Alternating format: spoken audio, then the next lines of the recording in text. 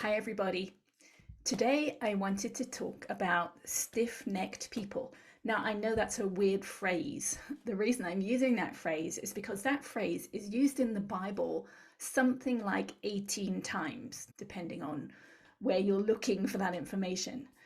I never even considered that phrase before and I didn't look it up. I don't remember actually when I looked it up, but my experience of releasing tension in my body, in the connective tissue, made me realize that our necks are an important part of our signal, the signal that we're emitting to the universe and attracting back into our future. And the way I realized or came to understand that was that every time I would release tension in my body somewhere, it didn't matter where I was releasing. So I might be releasing in my abdomen, I might be releasing in my leg or my foot.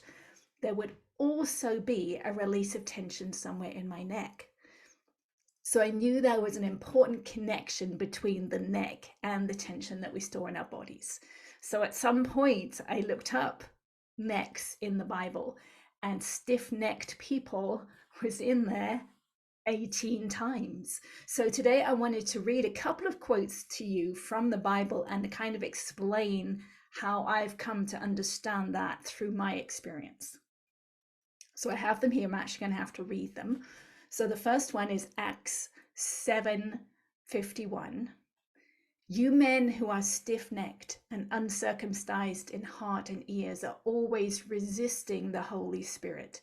You are doing just as your fathers did. And another one, 2 Kings 17:14.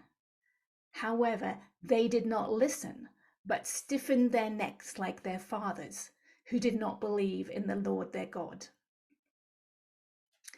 So notice, if you can, whenever we're resisting something, maybe someone's telling us something that we don't want to hear, or is asking us to do something we don't want to do, we tend to stiffen, we tighten ourselves, we hold ourselves in tension, especially in our neck. And as we do that over and over and over again, that tension gets stored in our necks, in our connective tissues. I believe that is actually how we start to shrink as we get older, because we clenching that connective tissue, it's tightening over and over again. And those lines that we tend to get across our neck as we get older, that I believe is where we shrunk, or how much we have shrunk. And as we release the tension from our past, we release that burden that we've been carrying. And I believe, my belief at this point is that we can grow enough so that skin no longer has those lines across it, because our neck will have been stretched enough or released enough so that those lines are no longer necessary. So let me tell you another quote from the Bible that maybe relates to what I just said about our necks. It is in the Song of Solomon 4:4. In the Jerusalem Bible, it says, your neck is the Tower of David, built as a fortress, hung around with 1,000 bucklers, and each the shield of a hero. Now, a buckler is a shield used figuratively surrounding a person. So that is our resistance, our shielding that we build up over time to protect ourselves. And it is stored in the connective tissue of the neck. That is our fortress. So when you go back to the first one that I read to you, which was Acts 7:51, it says that this shielding is the resistance to the Holy Spirit, whatever the Holy Spirit is.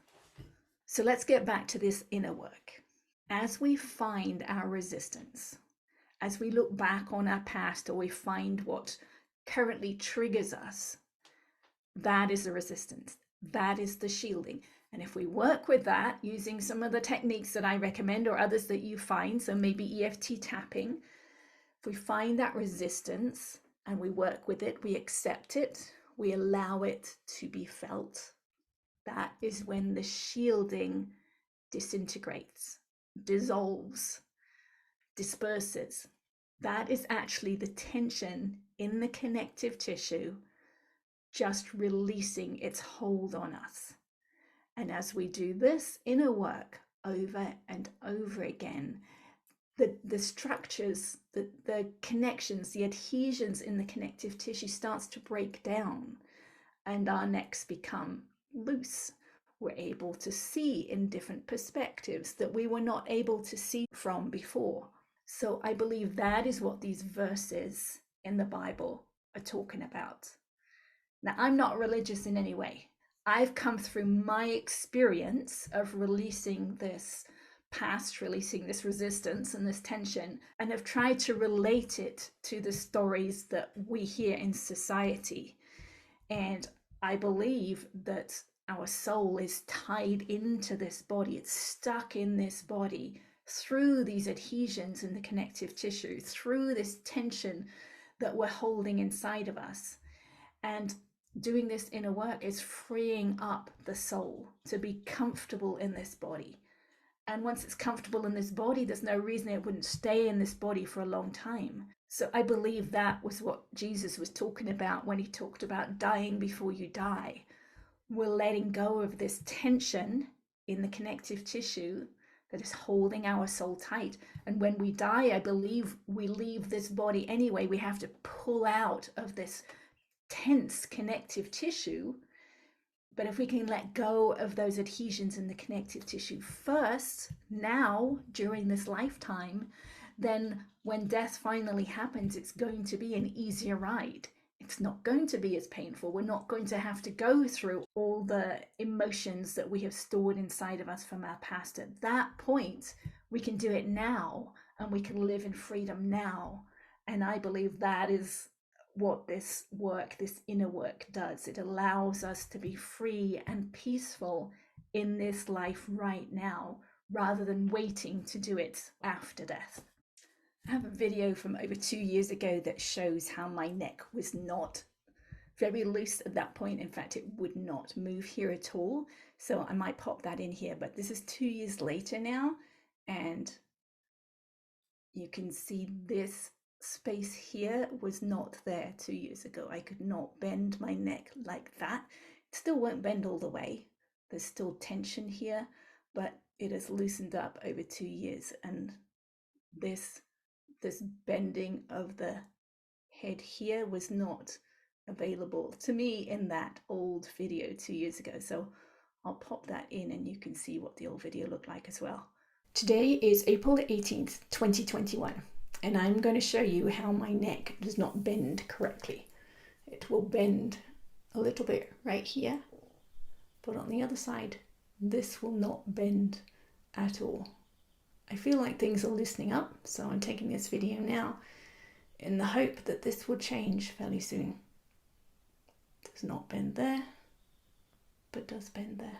This side, it's fairly loose, relatively loose, but there's just tension right here. But at least it will move that much now. And my neck cracks many, many times every day. I have friends who hear it. It can be a little disturbing because it cracks so much. It's doing it under my focused attention, right? I will be focusing on somewhere, usually in here, because that is where the pain still is. Not nearly as intense as it used to be, but it's kind of broken apart. It used to be one big clump of pain and tension in here. It's now smaller places, but I will focus on the place that has the most pain and tension. And as I focus on it, I feel a buildup of tension somewhere else, usually somewhere here in my neck. And my body will just do a release. It will just move the neck, and it will just move. My neck will just move. I know how to move it. I just let it happen, and it will crack many, many times, sometimes multiple, like 5, 6 cracks in one movement. And that is all this release of this huge buildup of tension that has been in my neck for decades.